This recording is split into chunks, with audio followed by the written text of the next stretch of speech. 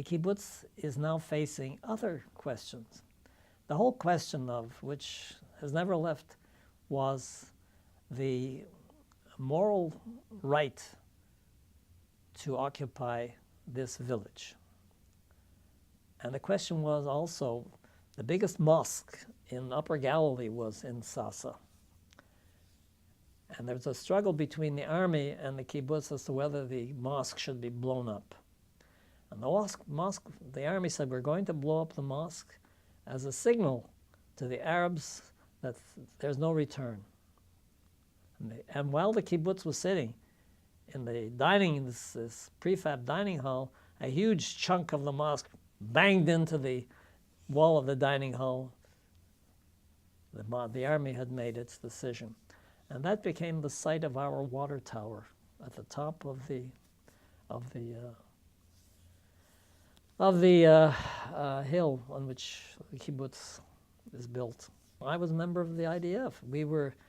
All of us, we were defined as a Meshek Sfar, Sug Aleph, a border village of the highest category. So it meant that all of us were in the army, and we didn't have to go, except for coursework, to serve the 3 years in the army. We were in the army all the time.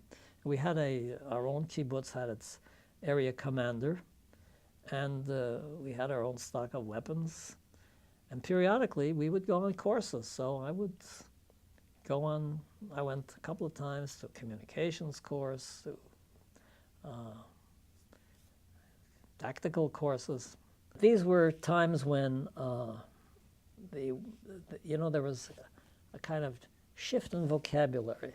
At this time, the Arabs were sending in what they called mistananim, infiltrators, to lay mines, to steal things. And it was a very tense time because you really couldn't travel the highways at night.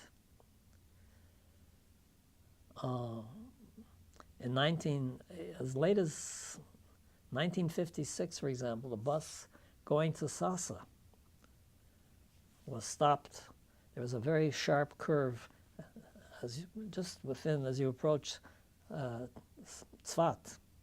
We were 17 kilometers due east of Tzfat. There was a sharp curve, and the Arabs had put boulders and a tree that across the bus stopped, and one of the infiltrators came out and threw a grenade in the bus, which killed one of the bus members who was 6 months pregnant, a lovely woman from a very old, distinguished Jerusalem family, and others on the bus who were wounded.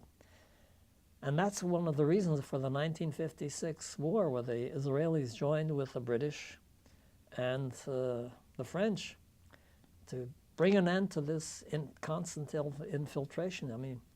I went to work, for example, one morning, picked up a newspaper. I was then at the Research Council.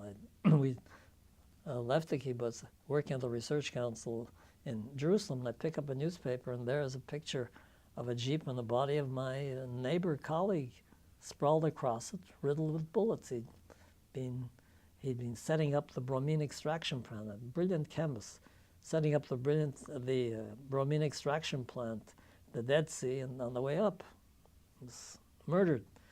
So, in terms of the sense of the unrelieved tension right through the